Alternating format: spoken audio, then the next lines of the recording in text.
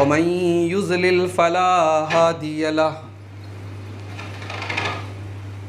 व अशहदु अल्ला इलाहा इल्लल्लाहु वहदहु ला शरीक लह व अशहदु अन्न मुहम्मदन अब्दुहु व रसूलुहु या अय्युहल्लज़ीना आमनुत्तक़ुल्लाहा हक़्क़ तुक़ातिह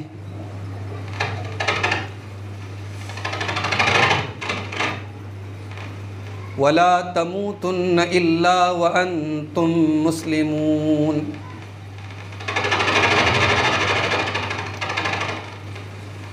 या अय्युहन्नासुत्तक़ू रब्बकुमुल्लज़ी ख़लक़कुम मिन नफ़्सिन वाहिदा व ख़लक़ मिन्हा ज़ौजहा व बत्त मिन्हुमा रिजालन कसीरन व निसाअ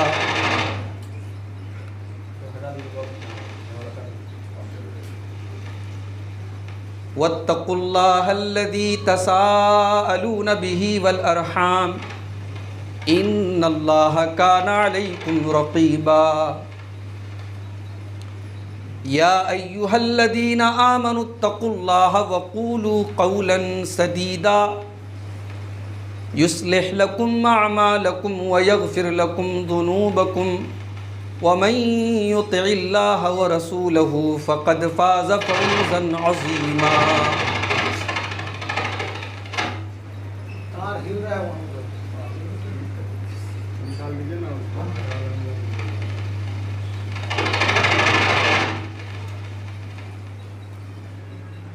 अम्मा बादु फ़इन्न खैरल हदीस किताबुल्लाह व खैरल हदी हदी मुहम्मदिन सल्लल्लाहु अलैहि वसल्लम व शर्रल उमूरि मुहदसातुहा व कुल्ल मुहदसतिन बिदअह व कुल्ल बिदअतिन ज़लालह व कुल्ल ज़लालतिन फिन्नार। अऊज़ु बिल्लाहि मिनश शैतानिर रजीम। बिस्मिल्लाहिर रहमानिर रहीम। वसारिउ इला मग़फ़िरतिम मिर रब्बिकुम व जन्नतिन अर्दुहस समावातु वल अर्दु उइद्दत लिल मुत्तक़ीन अल्लज़ीना युन्फ़िक़ूना फ़िस सर्राइ वद्दर्राइ वल काज़िमीनल ग़ैज़ वल आफ़ीना अनिन नास वल्लाहु युहिब्बुल मुहसिनीन। वल्लज़ीना इज़ा फ़अलू फ़ाहिशतन औ ज़लमू अन्फ़ुसहुम ज़करुल्लाह फ़स्तग़फ़रू लिज़ुनूबिहिम वमन यग़फ़िरुज़्ज़ुनूब इल्लल्लाह वलम युसिर्रू अला मा फ़अलू वहुम यअलमून। उलाइका जज़ाउहुम मग़फ़िरतुम मिर रब्बिहिम व जन्नातुन तजरी मिन तहतिहल अन्हारु खालिदीन फ़ीहा व निअम अजरुल आमिलीन। मोहतरम हाज़रीन जुमा, प्यारे भाइयों, मोहतरम बुज़ुर्गों, नौजवान साथियों, और अगर मेरी आवाज़ पहुंच रही है तो मेरी पर्दानशीन माँ और बहनों, आज का दौर कंपटीशन का दौर है, मुकाबले का दौर है, एक दूसरे से आगे बढ़ने का दौर है। आज के दौर में कोई आदमी पीछे नहीं रहना चाहता, हर इंसान ये चाहता है वो तरक्की करे, वो आगे बढ़े, पड़ोसी पड़ोसी से आगे निकलना चाहता है, भाई भाई से आगे निकलना चाहता है, बेटा बाप से ज़्यादा तरक्की करना चाहता है। इंसान की फितरत है। लेकिन आप कभी गौर कीजिए कि हम जितना ये कोशिश करते हैं एक दूसरे से आगे निकलने की, ये कोशिश किस चीज़ में करते हैं? हम एक दूसरे से आगे निकलने की कोशिश करते हैं दुनिया के लिए, दुनिया के धन दौलत, कारोबार, तिजारत, बिजनेस, इन तमाम चीज़ों में हम एक दूसरे से आगे निकलने की कोशिश करते हैं। शरीयत ने मना भी नहीं किया है। अगर आप अपने भाई से आगे निकलना चाहते हैं, कोई हरज की बात नहीं, आप आगे निकलिए। एक पड़ोसी अपने पड़ोसी से ज़्यादा पैसा कमाना चाहता है, उससे ज़्यादा प्रॉपर्टी बनाना चाहता है, उससे ज़्यादा बेहतर घर बनाना चाहता है, शरीयत को कोई एतराज़ नहीं है, बहुत अच्छी बात है। लेकिन अल्लाह तबारक व तआला ने पूरे कुरान में और अल्लाह के रसूल ने पूरे हदीस के ज़ख़ीरे में कहीं हमें और आपको दुनिया के लिए कंपटीशन करने का हुक्म नहीं दिया है। जायज़ तो है, लेकिन अल्लाह ने कुरान में कहीं ये नहीं कहा तुम दुनिया कमाने के लिए भाग दौड़ करो, एक दूसरे से आगे निकलो। अल्लाह ने कहीं मना नहीं, कहीं हुक्म नहीं दिया। मगर एक चीज़ है जिसके लिए अल्लाह ताला ने हमें और आपको हुक्म दिया है कि कंपटीशन करो, इसके लिए प्रतियोगिता करो, इसके लिए एक दूसरे से आगे निकलो। कौन सी चीज़ है वो? मैंने आपके सामने सूरह आले इमरान की 4 आयतें पढ़ी हैं और इन्हीं 4 आयतों पर आज का पूरा मैं जुमा का खुतबा आपके सामने इंशाअल्लाह पेश करूँ। इन आयतों में अल्लाह तबारक व तआला ने सबसे पहले हमें और आपको कंपटीशन करने का हुक्म दिया है। वसारिउ इला मग़फ़िरतिम मिर रब्बिकुम व जन्नतिन अर्दुहस समावातु वल अर्दु उइद्दत लिल मुत्तक़ीन। मेरे बंदो, तुम कंपटीशन करो, तुम मुकाबला करो, तुम एक दूसरे से आगे निकलने की कोशिश करो, तुम पीछे मत रहो, तुम ढीले न बनो, तुम सुस्त न बनो, तुम काहिल न बनो, तुम आगे निकल जाओ। किस चीज़ में? इला मग़फ़िरतिम मिर रब्बिकुम, अपने रब की मग़फ़िरत को पाने के लिए, अपने रब की बख्शिश को पाने के लिए। इसमें मुकाबला करो कि मेरे भाई की मग़फ़िरत हो गई, मेरी क्यों नहीं हो रही है? मेरा भाई जन्नत में जा रहा है, मैं क्यों नहीं जा रहा हूं? मेरा पड़ोसी फजर की नमाज में उठ रहा है, मैं क्यों नहीं उठ रहा हूं? मेरा भाई रात में उठ करके तहज्जुद पढ़ता है, मैं क्यों नहीं पढ़ रहा हूं? वसारिउ इला मग़फ़िरतिम मिर रब्बिकुम, मेरे बंदो, तुम अल्लाह तबारक व तआला की मग़फ़िरत को पाने के लिए कंपटीशन करो, मुकाबला करो। मेरे प्यारे भाइयों, शाबान का महीना अपने आखिरी पड़ाव पर है। आगे रमज़ान का महीना बस 1 हफ्ते के अंदर अंदर आने वाला है। 1 हफ्ते के बाद ये बरकत वाला महीना हमारे और आपके ऊपर साया फगन होने वाला है। मैं आपसे सवाल करना चाहता हूँ, हम सब अपने गरेबानों में झांक करके सोचें और गौर करें।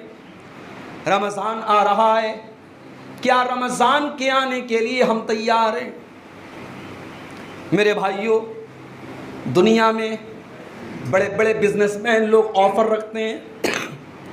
कटिहार आप चले जाइए, पूर्णिया चले जाइए, बड़ी बड़ी दुकानों के ऊपर सेल लगती है। होली का त्यौहार आता है, सेल लगती है। ईद का त्यौहार आता है, सेल लगती है। ऑफ़र आता है। जब ऑफ़र आता है, जब सेल लगती है तो सामान की बिक्री बढ़ जाती है, सामान की सेल बढ़ जाती है, ख़रीदारों की, कस्टमर की भीड़ लग जाती है। ओ लोगों, रमज़ान का महीना भी तो सेल वाला महीना है, रमज़ान का महीना भी तो ऑफ़र का महीना है। किस चीज़ का ऑफ़र है? यहाँ कोई सामान बिकने का, कोई सामान ख़रीदने का ऑफ़र नहीं है। ये रमज़ान का बाबरकत महीना ये नेकियों का ऑफ़र लेकर के आया है, ये हमारी बख्शिश का ऑफ़र लेकर के आया है। अल्लाह के नबी फरमाते हैं, तिरमिज़ी की रिवायत है, जब रमज़ान की पहली रात आती है, जब रमज़ान का चाँद आसमान पे नज़र आता है, फुतिहत अब्वाबुस समा, आसमान के दरवाजे खोल दिए जाते हैं। व गुल्लिकत अब्वाबुन नार, और जहन्नम के दरवाजे बंद कर दिए जाते हैं। व सुफ़्फ़िदतिश शयातीन, और शैतानों को कैद कर दिया जाता है। व नादा मुनादिम मिनस समा, और आसमान से एक पुकारने वाला पुकारता है, या बाग़ियल खैरि अक़बिल, ऐ नेकी का काम करने वाले, ऐ नमाज पढ़ने वाले, ऐ रोज़ा रखने वाले, ऐ तरावी पढ़ने वाले, ऐ तिलावत करने वाले, देख तेरा महीना आ गया है। या बागी अल खैरी अकबिल, ऐ नेकी और भलाई के काम को तलाश करने वाले, देख तेरा महीना आ चुका है। वया बागी अश्शर्रि अक्सिर, और ऐ शराब पीने वाले, ऐ ज़िना करने वाले, ऐ हराम काम करने वाले, तू पीछे हट जा, ये तेरा महीना नहीं है, तेरा ऑफर ख़त्म हो चुका है, ये तो अल्लाह के नेक बंदों वाला महीना आ गया है, वो बरकत वाला महीना अल्लाह हमें और आपको देने जा रहा है। मेरे भाई, क्या पता हम भी कोरोना में ख़त्म हो गए होते। 2021 में बहुत सारे लोग रमज़ान में थे, 2022 में नहीं रहेंगे मेरे भाई। कितने लोगों की माँ थी, इस साल नहीं है उनकी माँ उनके साथ। कितने लोगों के बाप थे, उनके साथ इस साल नहीं है। हम तो नहीं जानते हमारी मौत कब आएगी, हम तो ये भी नहीं जानते मौत कहाँ आएगी। यहाँ कितने लोग दूर दूर से, कोई मालदा से आया है, कोई मुजफ्फरपुर का है, कोई हाजीपुर का है, क्या गारंटी ले रहे हैं आप अपने घर पे मरेंगे, अपने बिस्तर पे मरेंगे? मौत पूछ के नहीं आएगी मेरे भाई, मौत आपसे इजाज़त लेकर के तो नहीं आएगी, मौत तो कभी भी आ सकती है। अगर अल्लाह ने हमें ये चांस दिया है कि एक और रमज़ान हमारी ज़िंदगी में आ रहा है, इसका मतलब कि अल्लाह ताला हमें एक मौका दे रहा है, सुधरने का मौका दे रहा है, तौबा करने का मौका दे रहा है, अपने गुनाह को बख्शवाने का मौका दे रहा है, अल्लाह के सामने रोने का मौका दे रहा है, अल्लाह के सामने गिड़गिड़ाने का मौका दे रहा है। और हम इतने बड़े बदनसीब हैं कि रमज़ान आए और चला जाए और हमारी ज़िंदगी में कोई चेंजिंग ना आए, हमारी नेकियों में कोई बढ़ोतरी ना हो, हमारे गुनाहों में कोई कमी ना आए। हम जैसे पहले बेनमाजी थे अब भी बेनमाजी रहें, जैसे पहले कुरान से दूर थे अब भी दूर रहें, जैसे पहले मस्जिद में नहीं आते थे अब भी ना आए। इसका मतलब ये हुआ कि हमसे बड़ा बदनसीब कोई नहीं। और ये अब्दुल गफ्फार का जुमला नहीं है मेरे भाई, ये मेरा जुमला नहीं है, ये हमारे नबी, हम सब के प्यारे नबी जनाब मुहम्मदुर रसूलुल्लाह सल्लल्लाहु अलैहि वसल्लम की बद्दुआ है। नबी ने 3 लोगों का नाम लेकर के बद्दुआ की है। तिरमिज़ी के अल्फाज हैं, अल्लाह के नबी फरमाते हैं, रगीमा अनफु रजुलिन, उस इंसान का सत्यानाश हो जाए, उस इंसान की नाक मिट्टी में मिल जाए, उस इंसान का नुकसान हो जाए, वो इंसान बर्बाद हो जाए। कौन इंसान? ज़ुकिरतु इंदहु, जिसके सामने मेरा नाम लिया जाए, फलम युसल्ली अलैया, और वो मेरे ऊपर दरूद न पढ़े। नबी का नाम आए और दरूद न पढ़े, उससे बड़ा बदनसीब कोई नहीं। दूसरा आदमी, व रगीमा अनफु रजुलिन अदरक रमज़ान, और उस इंसान का भी सत्यानाश हो जाए जो रमज़ान का महीना पाए। सुम्मन सलखा, और फिर रमज़ान का महीना ख़त्म हो जाए, क़ब्ला अन युग़फ़र लहू, और उसकी बख्शिश न हो सके, उसकी मग़फ़िरत न हो सके, उसके गुनाह माफ़ न हो सके। वो इतना बड़ा बदनसीब हो कि रमज़ान आके चला जाए, रमज़ान अपने साथ इतने सारे तोहफ़े लेकर के आए। मान लीजिए आपके घर में कोई मेहमान आने वाला है और वो मेहमान आपसे बस इतना कहता है कि तुम मेरी इज़्ज़त करो, मेरा एहतराम करो, मैं तुम्हें बहुत सारे गिफ्ट दूंगा, ऐसे गिफ्ट दूंगा कि तुम्हारी ज़िंदगी बन जाएगी। अब कोई बदनसीब आदमी उस मेहमान के आने के बाद भी अपने काम में लगा रहे, वो मेहमान उसके लिए ज़िंदगी के कीमती कीमती तोहफे लेकर के आए और उस मेहमान के साथ वो बदतमीज़ी करे, उस मेहमान की इज़्ज़त ना करे और मेहमान बेचारा नाराज़ होकर चला जाए, तोहफ़ा लेके चला जाए। वैसे ही मामला रमज़ान का है मेरे भाई। रमज़ान अल्लाह की रहमत लेके आता है, रमज़ान अल्लाह की मग़फ़िरत लेके आता है, रमज़ान जहन्नम से आज़ादी का परवाना लेकर के आता है। और हमें करना सिर्फ ये है कि इस महीने में हमें रोज़ा रखना है, इस महीने में हमें नमाज़ पढ़ना है, इस महीने में हमें तरावी पढ़नी है, इस महीने में हमें अल्लाह से तौबा करना है, अल्लाह के सामने रोना है, शब क़द्र में जागना है। हम पता नहीं कौन कौन सी रातों को जाग रहे हैं, हमने अपनी तरफ से बना के रख दिया फला रात को बड़ी बड़ी फजीलत वाली रात है। रमज़ान की रातें आती हैं चली जाती हैं, हमें कोई फ़र्क नहीं पड़ता। हमने अपनी तरफ से 27 रजब की रात को हमने कह दिया शब मेराज है, हमने 15 शाबान की रात को कह दिया शब बारात है। सवाल ये नहीं है कि आप 15 शाबान को जो काम कर रहे हैं, कब्रिस्तान पे जाके दुआ कर रहे हैं, तिलावत कर रहे हैं, तिलावत करना सही है कि गलत है? तिलावत करना कभी गलत नहीं हो सकता, लेकिन आपने अगर 15 शाबान की रात को खास कर लिया कि हम इस रात में इबादत करेंगे, तो इसके लिए प्रूफ चाहिए मेरे भाइयों, दलील चाहिए और जनाब मोहम्मद रसूलुल्लाह की मोहर चाहिए। रमज़ान का महीना आता है, उसका आखिरी अशरा आता है, जिसकी कोई एक रात 1000 महीने से अफजल है। 1000 महीना कितना होता है? 87 साल। एक रात की इबादत आप करेंगे, 87 साल की इबादत का सवाब आपको मिलेगा। मैं पूछता हूँ आपसे, शब कद्र की रात कितने लोग बैठ करके कुरान पढ़ते हैं? शब कद्र की रात में, रमज़ान के आखिरी अशरे की ताक रातों में कितने लोग नेकी करते हैं? मस्जिदों में सन्नाटा रहता है, घरों में सन्नाटा रहता है, औरतें बच्चे सब सोए रहते हैं। मेरे भाइयों, हमने अपनी मनगढ़ंत जो तरीक़े और जो इबादतें और बाप दादा से हमने जो तरीक़ा पाया, उसको हमने दीन का दर्जा दे दिया। और जिन रातों को हमारे नबी जागा करते थे और हमारे नबी अपने परिवार को जगाया करते थे, उन रातों वो रातें आती हैं और चली जाती हैं। याद रखो, उससे बड़ा बदनसीब कोई नहीं है। अल्लाह के नबी फरमा रहे हैं, रमज़ान आए और उसकी मग़फ़िरत न करवा सके। और तीसरा बदनसीब कौन है? वरग़िम अनफ़ रजुलिन, उस इंसान का भी सत्यानाश हो जाए जो अपने बूढ़े माँ बाप को बुढ़ापे में पाए।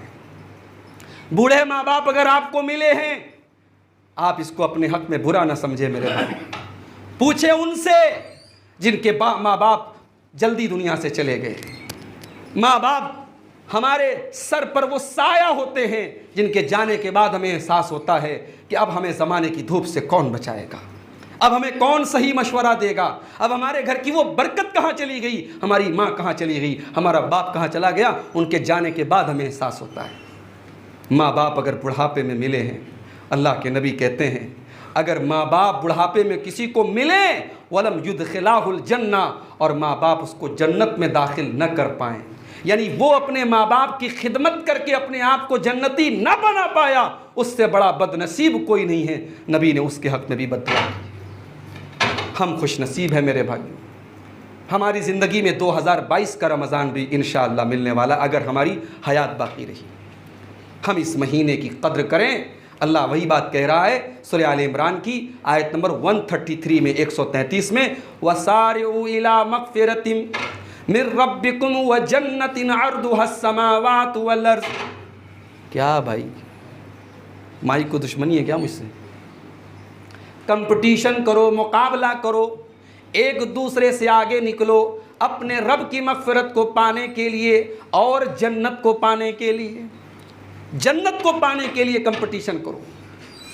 और जन्नत कैसी है? व जन्नतिन अर्दुहस समावातु वल अर्दु उइद्दत लिल मुत्तक़ीन, जिस जन्नत की चौड़ाई आसमानों और ज़मीन के बराबर है। आज तो अगर किसी बड़े शहर में छोटी सी जगह हमें मिल जाए, कटिहार जैसा शहर है, किशनगंज जैसा शहर है, कलकत्ता जैसा शहर है, छोटी सी जगह हमें मिल जाए तो हम तो बड़े खुश हो जाते हैं कि साहब हमें तो बड़े अच्छे एरिया में बड़ी अच्छी ज़मीन मिल गई है। मैं कहता हूँ कलकत्ता छोड़ दो, दिल्ली मुंबई छोड़ दो, पूरी दुनिया में जो टॉप की जगह हैं जिनकी कीमत करोड़ों में नहीं, अरबों में नहीं, खरबों में है, मैं पूछता हूँ आपसे, दुनिया की सबसे कीमती जगहों की जन्नत के मुकाबले में क्या औकात है? कोई औकात नहीं है। अल्लाह के नबी फरमाते हैं, लमौज़िउ सौति अहदिकुम फिल जन्नह खैरुम मिनद दुनिया व मा फीहा। एक कोड़ा रखने की जो जगह होगी जन्नत में, कोड़ा जानते हैं? कोड़ा जिसे मारा जाता है, हंटर जिसको कहते हैं। कितना बड़ा होता है कोड़ा? अरे बहुत होता होगा, 1 फीट का होता होगा। अल्लाह के नबी फरमाते हैं, कोड़ा रखने की जो जगह होगी जन्नत में, वो पूरी दुनिया से और दुनिया की सारी चीज़ों से बेहतर होगी। मैं इसको अपनी ज़ुबान में ये कह सकता हूँ कि जन्नत का 1 स्क्वायर फीट का एरिया, जन्नत का 1 स्क्वायर फीट का एरिया दुनिया की सारी जगहों से और दुनिया की सारी दौलत से और दुनिया के बड़े बड़े महलों से और दुनिया की खूबसूरत से खूबसूरत तरीन जगहों से बेहतर है मेरे प्यारे साथियों। अल्लाह उसी जन्नत की तरफ हमें और आपको बुला रहा है। व जन्नतिन अर्ज़ुहस समावातु वल अर्ज़ु, मेरे बंदो तुम उस जन्नत के लिए आगे बढ़ो, उस जन्नत के लिए कंपटीशन करो, उस जन्नत के लिए मुकाबला करो जिसकी चौड़ाई आसमान और ज़मीन के बराबर है। मगर ये जन्नत आसानी से नहीं मिलेगी, ये जन्नत सबको नहीं मिलेगी। उइद्दत लिल मुत्तकीन, ये जन्नत तो तैयार की गई है मुत्तकियों के लिए। ये जन्नत तो अल्लाह के खास बंदों के लिए तैयार की गई है, जो मुत्तकी बन जाएं, जिनके दिल में अल्लाह का तकवा पैदा हो जाए, जिनके दिल में अल्लाह का डर पैदा हो जाए। आय अल्लाह, अब ये कैसे पता चलेगा कि कौन मुत्तकी है? आय अल्लाह, ये कैसे पता चलेगा कि किसके दिल में अल्लाह तेरा डर है, तेरा तकवा है? अल्लाह ने उनकी निशानी बता दी, अल्लाह ने उनकी पहचान बता दी। फरमाया अल्लज़ीना युनफ़िक़ूना फ़िस्सर्राई वज़्ज़र्रा। मुत्तकी लोगों की पहली पहचान ये है, वो तंग दस्ती में भी खर्च करते हैं और खुशहाली में भी खर्च करते हैं, वो अमीरी में भी खर्च करते हैं, वो गरीबी में भी खर्च करते हैं। भाई दौलत है और हम खर्च कर रहे हैं, ये बड़ी बात नहीं है। बड़ी बात ये है कि रोटी एक है और भूख हमें लगी है, और दरवाजे पे कोई मांगने वाला आ गया तो हमने उसको वो रोटी दे दी, हम भूखे रह गए, दूसरे को खाना खिला दिया। ये है तकवा। फिस्सर्राई वज़्ज़र्रा, कारोबार चल रहा है, व्यापार चल रहा है, पैसे की रेल पेल जारी है, तब आप दान कर रहे हैं, तब आप मस्जिद बनवा रहे हैं, तब आप मदरसे बनवा रहे हैं, बहुत अच्छी बात है, बहुत बड़ी बात है। लेकिन जब कारोबार नहीं चल रहा हो, जब लॉकडाउन हो, जब कारोबार बंद हो, जब आपके ऊपर तंगदस्ती आ गई, तब भी आप दान करना, सदका करना, अल्लाह की राह में खर्च करना, तब भी आप ना भूलें। ये होता है मुत्तकी लोगों की पहचान, जो हर हाल में अल्लाह की राह में खर्च करते हैं। सहाबा के घर छोटे छोटे थे मेरे भाई, लेकिन सहाबा के दिल बहुत बड़े थे। आज हमारे घर बहुत बड़े बड़े हैं, मगर हमारे दिल बहुत छोटे छोटे हो गए। आज हमारे घर में कोई मेहमान आ जाए, पेशानी पर बल पड़ जाता है। औरतों की तो हालत ख़राब हो जाती है। मेहमान आ गया, 2 रोटी ज़्यादा बनाना पड़ेगा, शोरबा ज़्यादा बनाना पड़ेगा, गोश्त ज़्यादा बनाना पड़ेगा, औरतों के माथे पर बल पड़ जाते हैं। और जानते हो नबी के सहाबा का क्या हाल था? अल्लाह के नबी सहाबा के साथ बैठे हुए हैं, एक सहाबी आए, या रसूल अल्लाह, कई दिन से खाना नहीं खाया है, अगर आप खाना खिला दें मेहरबानी होगी आपकी। अल्लाह के नबी ने अपने घर में भिजवाया, जाओ पता करके आओ मेरे घर में खाना बना है कि नहीं बना है। नबी का एक घर नहीं है, 9 घर है, 9 परिवार हैं, 9 बीवियां हैं। 9 की 9 की तरफ से जवाब आया, माँ इंदना ताहम, या रसूल अल्लाह आज घर में खाना नहीं है। ओ लोगों, जिस नबी का हमने कलमा पढ़ा है, उस नबी ने ऐश व आराम की ज़िंदगी नहीं गुजारी है, उस नबी ने भूखे रह कर के ज़िंदगी गुजारी है। उस नबी ने पेट पर पत्थर बांधे हैं, लेकिन उस नबी के दिल में बस एक तड़प है, एक ही दर्द है, इंसानियत कामयाब हो जाए, लोग अल्लाह की तौहीद पर आ जाएं, लोगों का सर झुके तो अल्लाह के आगे झुके, लोग ला इलाहा इल्लल्लाह पढ़ने वाले बन जाएं। यही दर्द था, यही तड़प थी। मेरे नबी भूखे रहते थे मगर अपने मिशन में लगे रहते थे, अपने काम में लगे रहते थे। 9 बीवियों के घर से जवाब आया, माँ इंदना ताम, अय अल्लाह के नबी घर में खाना नहीं है। नबी ने सहाबा की तरफ देखा, फरमाया, ओ लोगो, ये मेरा मेहमान है, ये भूखा है, हल मिनकुम मन युदय्यिफुहु, क्या तुम में से कोई ऐसा है जो मेरे मेहमान को खाना खिला दे? एक सहाबी खड़े हो गए, पता नहीं किया घर में पहले कि खाना बना है कि नहीं बना है, कितना बचा है कि नहीं बचा है, खड़े हो गए, अय अल्लाह के नबी आपका मेहमान है, मैं खाना खिलाऊंगा।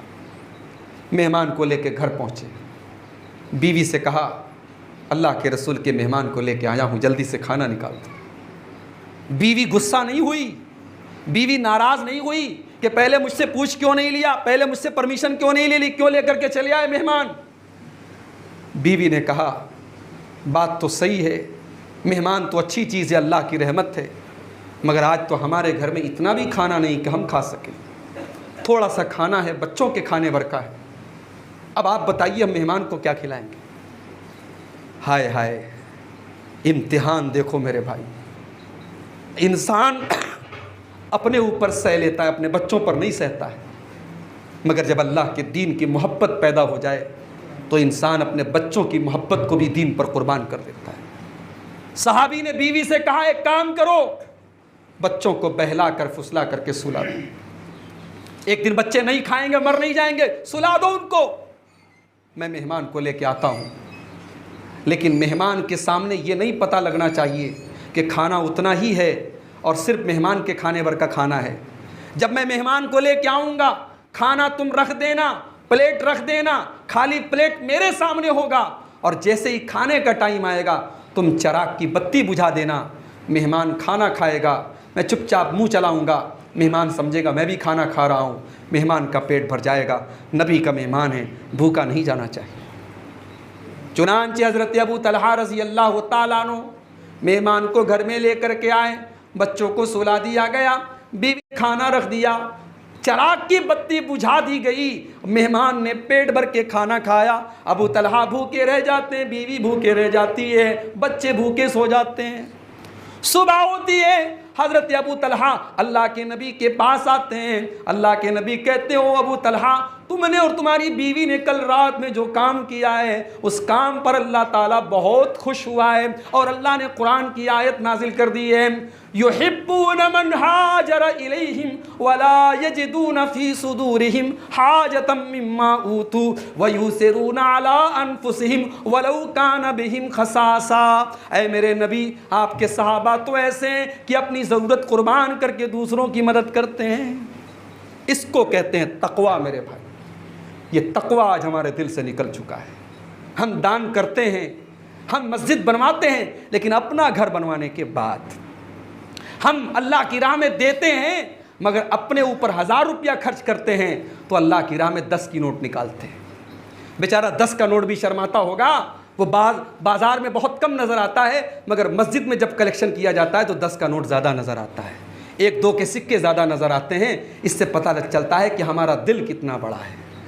अल्लाह ने कहा मुत्तकी वो लोग होते हैं जो सर्रा में भी खर्च करते हैं और ज़र्रा में भी खर्च करते हैं। सर्रा का मतलब खुशहाली और ज़र्रा का मतलब तंग दस्ती, परेशानी। आपकी ज़िंदगी में आसानी है तब भी अल्लाह की राह में खर्च करो, परेशानी है तब भी अल्लाह की राह में खर्च करो। ये मुत्तकी लोगों की पहली पहचान है। वल काज़िमीन अल गैज़, और मुत्तकी लोगों की दूसरी पहचान ये है, वो गुस्से को पी जाने वाले होते हैं। गुस्से को पी जाने वाले होते हैं। ये नहीं कहा अल्लाह ने उनको गुस्सा नहीं आता, भाई इंसान है, गुस्सा तो आएगा, इंसान है तो गुस्सा आएगा। कभी बीवी पर आ जाएगा, कभी बच्चों पर आ जाएगा, कभी नौकर चाकर पर आ जाएगा, कभी दोस्तों के ऊपर आ जाएगा।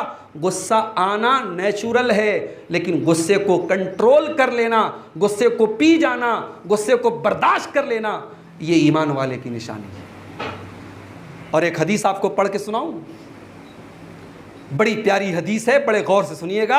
अल्लाह के नबी ने फरमाया, लैस शदीदु बिस्सुरा, पहलवान वो नहीं है जो कुश्ती में दूसरे को पटक दे, पहलवान वो नहीं है जो सामने वाले को कुश्ती में पछाड़ दे। इन्नमा शदीदुल लज़ी यमलिकु नफ्सहु इंदल गज़ब, अरे पहलवान तो वो है जो गुस्से के टाइम अपने आप को कंट्रोल कर ले। एक सहाबी अल्लाह के नबी के पास आए, कहने लगे, अल्लाह के नबी, मैं नया नया मुसलमान हुआ हूँ और मैं आपके पास आया हूँ, कुल्ली फिल इस्लामी कौलन, मुझे इस्लाम की कोई बात बता दीजिए, और ऐसी बात बता दीजिए कि उस बात के बाद मुझे कोई और बात जानने की ज़रूरत ना पड़े। मुझे कोई छोटी सी बात बता दीजिए जिस पर अमल मैं कर लूँ तो मेरी ज़िंदगी कामयाब हो जाए। अल्लाह के नबी ने फरमाया, ला तग़ज़ब, छोटी सी बात पूछने आए हो ना, जाओ गुस्सा मत करना। सहाबी ने कहा, अल्लाह के नबी कोई और बात बताइए, कोई छोटी सी बात बताइए जो इस्लाम के अंदर मेरे लिए फ़ायदेमंद हो। आपने कहा, ला तग़ज़ब, जाओ गुस्सा मत करो, गुस्से पर कंट्रोल करो। सहाबी बार बार सवाल करते चले गए, नबी बार बार जवाब देते चले गए, ला तग़ज़ब, गुस्सा मत करो। ये होता है अल्लाह के नबी की नज़र में ईमान, ये है कि हम अपने गुस्से को कंट्रोल करें। मेरे प्यारे साथी, इसीलिए अल्लाह ने मुत्तकी लोगों की ये दूसरी पहचान बताई, वल काज़िमीन अल गैज़, वो गुस्से को पी जाने वाले होते हैं। वल आफ़ीना अनिन नास, और गुस्से को पी जाने वाले ही नहीं होते हैं, बल्कि अगर किसी से कोई गलती हो जाए, कोई उनके ऊपर ज़्यादती कर दे, कोई उनको बुरा भला कह दे, वो बदला भी ले सकते थे, वो इंतकाम भी ले सकते थे, वो प्रतिशोध भी ले सकते थे। लेकिन वल आफीना निन्नास, वो अपने नबी के तरीके पर चलने वाले होते हैं, वो लोगों को माफ़ कर दिया करते हैं, वो लोगों को दरगुजर कर दिया करते हैं। नबी ने बदला नहीं लिया। नबी बदला ले सकते थे, मौका मिला आपको। ताइफ वालों ने पत्थर बरसाए, हाय हाय, नबी के पैरों से खून बह रहा है। वो नबी जो दुनिया के लिए रहमत बन के आए, उनके ऊपर ताइफ के बदमाश गुंडे पत्थर बरसा रहे हैं। नबी अपनी जान बचा के ताइफ से निकले हैं। पहाड़ों का फरिश्ता आता है, हाय अल्लाह के नबी, आप पर इतना जुल्म हुआ है, आप इजाज़त दे दीजिए, इन ताइफ वालों को दोनों पहाड़ों के बीच में रख के पीस दिया जाएगा। नबी के पास बड़ा बेहतरीन मौका है, कुछ करना नहीं है, सिर्फ इजाज़त देना है, फरिश्ता बाकी काम देख लेगा। मगर वो नबी तो रहमत कायनात थे, वो नबी तो माफ़ करने वाले नबी थे, वो नबी बदला लेने वाले नबी नहीं थे।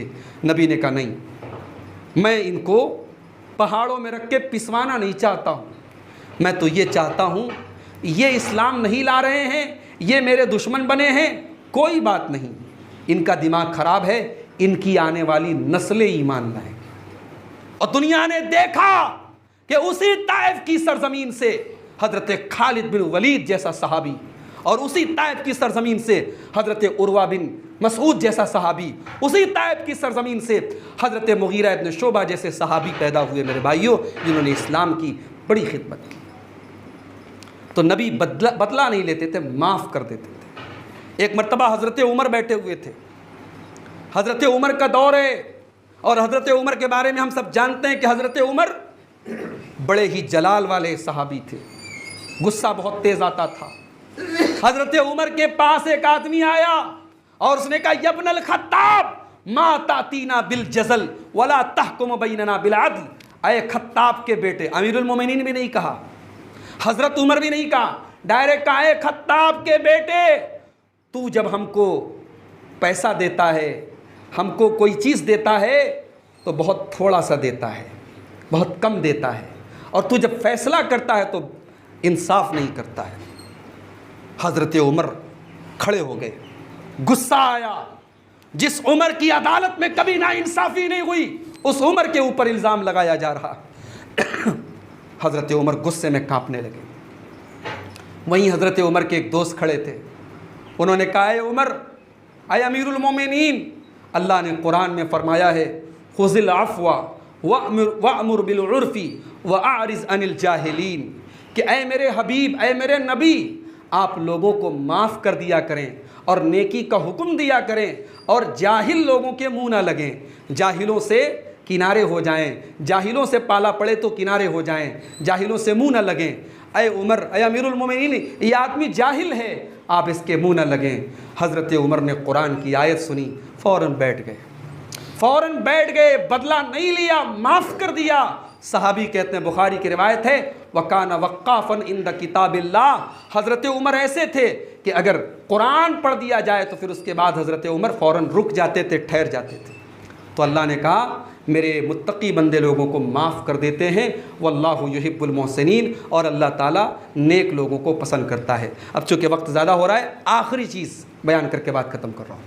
मुत्तकी लोगों की तीसरी पहचान, वल्लज़ीना इज़ा फ़अलू फ़ाहिशतन औ ज़लमू अनफुसहुम, मुत्तकी तो वो लोग होते हैं जब उनसे कोई गलत काम हो जाए, कोई नाजायज़ काम हो जाए, कोई गुनाह का काम हो जाए, मुत्तकी भी है और गुनाह का काम हो रहा है। भाई है तो आदम की औलाद ना, कोई इंसान ऐसा नहीं है जिसका दामन बेदाग हो। इंसान है तो कुछ खताएं ज़रूर हुई होंगी, छोटी बड़ी गलतियां ज़रूर हुई होंगी। अल्लाह ने कहा, मेरे मुत्तकी बंदे जब कोई गलती करते हैं, कोई गलत काम उनसे हो जाता है, औ ज़लमू अनफुसहुम, या वो अपनी जान पर जुल्म कर लेते हैं, ऐसा कोई गुनाह कर लेते हैं कि अपने आप को हलाकत में डाल लेते हैं, ज़करुल्लाह, तो उनको अल्लाह याद आता है।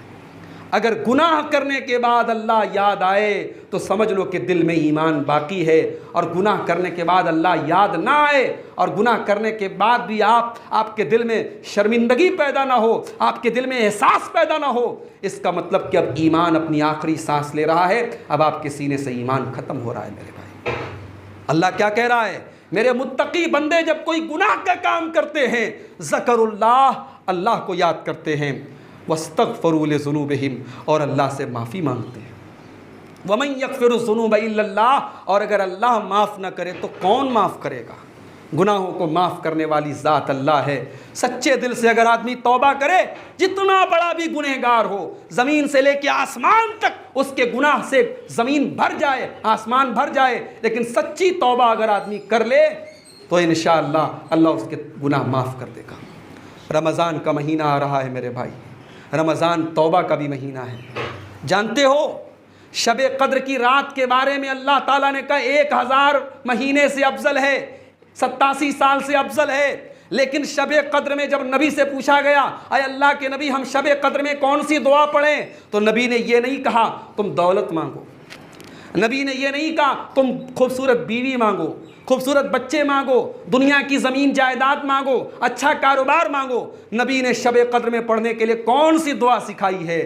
जो दुआ सिखाई है इतनी छोटी सी दुआ है, इतनी आसान सी दुआ है, रिक्शा चलाने वाले को भी याद हो जाए, आलिम को भी याद हो जाए, जाहिल को भी याद हो जाए, अनपढ़ को भी याद हो जाए, पढ़े लिखे को भी याद हो जाए। दुआ क्या है? अल्लाहुम्मा इन्नका अफ़ुव्वुन तुहिब्बुल अफ़्वा फ़ाफ़ु अन्नी।